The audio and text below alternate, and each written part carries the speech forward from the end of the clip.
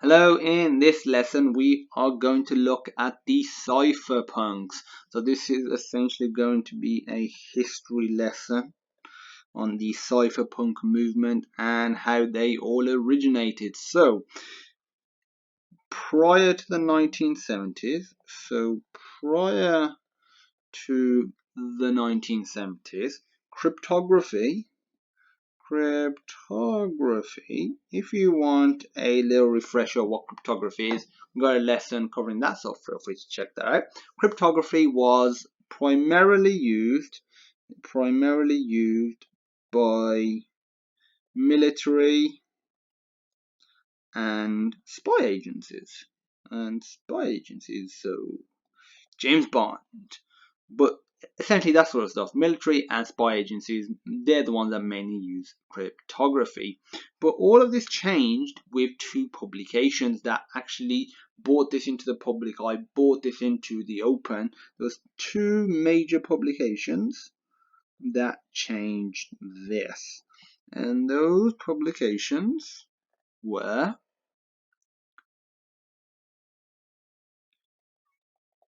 Data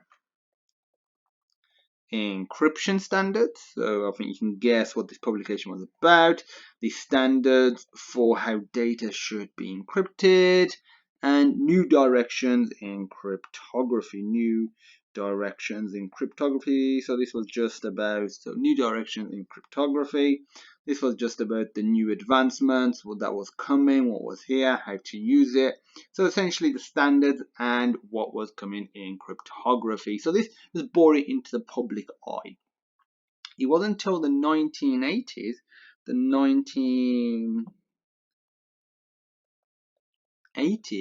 when a guy named, well, his name wasn't, his title was Doctor. His name was David Chung. Probably pronounced the name incorrectly, sorry if I have. And David Chung wrote extensively on two main topics, and they might actually sound very familiar. It was Anonymous, not Anonymous the group, Anonymous Digital Cache, Anonymous Digital Cache, and pseudonymous.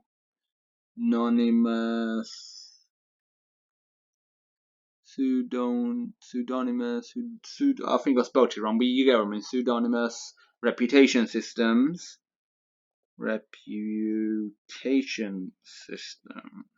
So all to do with anonymity, and this might sound familiar, and this is Bitcoin, or not just Bitcoin, cryptocurrencies in general. So this is what formed this. And over the next few years, as it was in the public eye, there was a lot of discussion going, especially between enthusiasts. And over the next few years, these ideas coalesced into a movement, as they always do, into a movement. And in 1992, three individuals by the name of Eric Hughes, Timothy C. May, and John Gilmore, no relationship to the Gilmore Girls, not that I'm aware of. So Eric Hughes, Timothy C. May, and John Gilmore in 1992 founded a small group. They founded a small group in 1992 that met monthly. So they have meetings once a month, and they met at John Gilmore, so at Gilmore's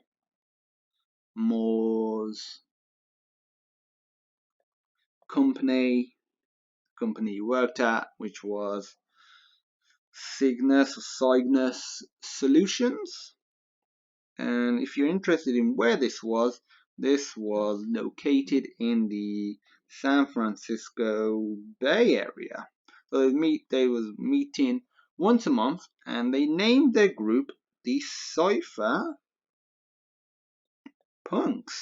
and it was named like that as a joke because it was derived from the word cipher, which is to do with cryptography, and the punk part and part of the cipher part was from cyberpunk. So cyberpunk. So it's a mixture of cipher and cyberpunks, and that's essentially where the name cyberpunk came from. Roughly around about the same time, a mailing list was formed.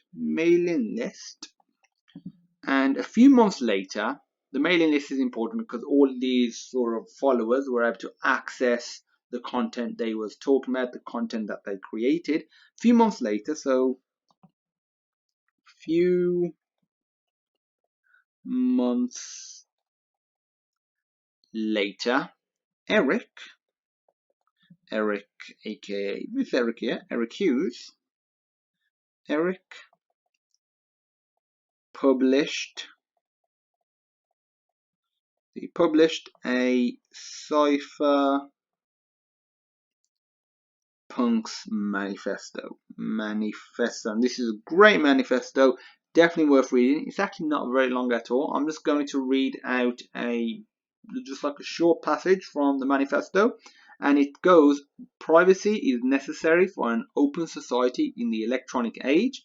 Privacy is not secrecy.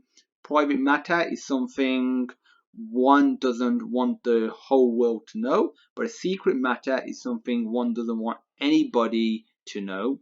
Privacy is the power to selectively reveal oneself to the world. So that all sounds well and good, and one of the first things that comes to mind for a lot of people that aren't very, obviously, well educated in privacy and just don't properly think about it, they say they have nothing to hide, aka their old saying, if you have nothing to fear, you have nothing to hide. What they don't actually realize is they are quoting the chief propaganda guy of the Nazis, I think. Yeah, that's just like a terrible swastika. Let me do a better one. There we go. That looks much better. So he was the chief propaganda guy of the Nazis. His name was Joseph Goebbels. Don't know if I've spelled his name correctly, but that nothing to hide sort of philosophy it comes from him when he was trying to when the Nazis were trying to essentially subdue the population in letting them do what they want. And this whole nothing to hide thing, it's not about if you have nothing to hide. It's like people saying, it would be the equivalent of saying, I have nothing to say, therefore I don't care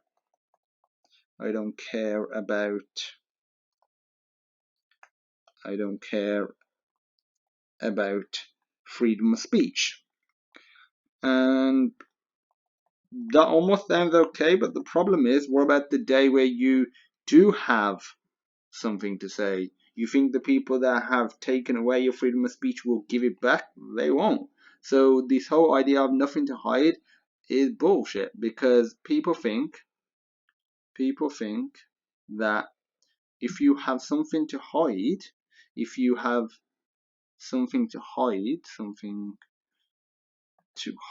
or you want privacy, that you're doing something illegal. And that's not always the case. You close your curtains at night because you don't want people looking in. You wouldn't be happy if somebody was following you all the time but never did anything, but was just constantly watching your every move and just making notes. And that's essentially what the Cyberpunk manifesto was trying to say.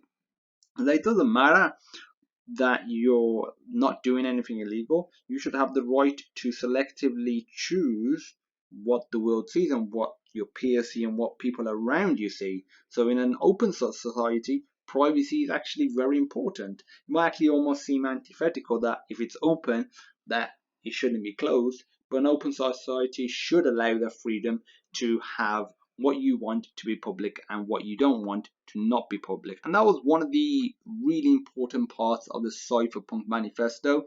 And if you've been following the rest of this series in talking about cryptocurrencies and talking about blockchain in general and cryptography, you'll see that the cypherpunk sort of philosophy is underlying all of that. And some of the notable members of the cypherpunk, so some of the members, I'm only going to mention a few, but there are several. If you Google it, you'll find loads. There's Julian Assange, which I'm sure everyone is aware. He is the founder of WikiLeaks. There is Jacob Applebaum, and he is the Tor developer. So the Tor network, that's obviously very, very influential within the cypherpunk movement, and just anyone that wants to remain anonymous. Again, journalists use it, and they're not necessarily doing anything wrong, but they want to protect themselves and protect their sources. So this whole idea of privacy is crucial to the freedom of speech and the actual freedom of reporting news as well. So we also have Bram Cohen. So Bram Cohen, and he was the creator of BitTorrent. So another major contribution in the digital age. And in the 1990s, the 1990s saw the crypto wars. The crypto wars, and this was essentially the US government. They was attempting to stifle the spread of strong commercial encryption, because at the end of the day they wanted to be able to track everything that you was doing, and they didn't want you to have any secrets, good or bad. So that's what was happening in the 1990s. It's still essentially happening now, but the government essentially lost that battle. They're still trying to put in backdoors and regulations that will allow them to get any piece of information, but it's not looking like in the long term the government's going to be able to do that. In 1997, a man called Dr. Adam Back created Hashcash, and it was a anti-spam mechanism, and it did this by adding time and computational power to computational cost to send in an email. So it's to do with emails. So it made it computationally expensive to send emails, but in the like small, like 1 or even 2 emails were low in comp cost, so computational cost, but it made spam uneconomical, because if it's going to require so much power and resources to send like a lot of emails, most spammers wouldn't be able to do it. So it was created as a mechanism for that. Then in 1998, Wayday, probably pronounced his name incorrectly again, sorry, Wayday published a proposal for B money. Sounds like something out of a rap song, B money, and this essentially was contractual. It was contractual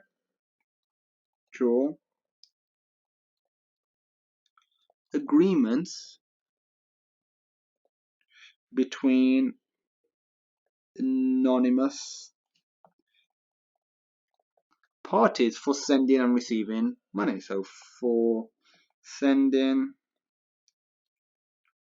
and receiving money. Again, this might sound very familiar to you because this is the underlying philosophical foundation of Bitcoin and cryptocurrencies in general. So cryptocurrencies in general. So all this cyberpunk movement helped lead to more knowledge on cryptography, made that knowledge open, and this led to proposals and products created, which ultimately led to what we have in Bitcoin, in blockchain, in Ether, and all of these other crypto-based products. And throughout the 2000s, many cypherpunks built on the original ideas that were talked about in the 80s and 90s, on the original ideas. They eventually became different layers and standards for securing data and securing communication over the web. They've led to innovations such as proof of work, which is heavily used in Bitcoin. It's obviously led to blockchain, which is the underlying ledger system to Bitcoin and other cryptocurrencies, and Bitcoin and all these other systems. So what we have is this movement called, let me get to it, called the cypherpunks, that it's been going on for several decades, and all of these publications and the open knowledge of what cryptography is and how it can be used, once that came into the public eye, several innovations were created from Bitcoin to blockchain to proof of work to many other security-based implementations. So this has just been essentially a history lesson on the cypherpunks. If you have any questions or you want to know more about the cypherpunk movement, feel free to reach out. And as usual, thank you for watching, and I look forward to seeing you in my next lesson.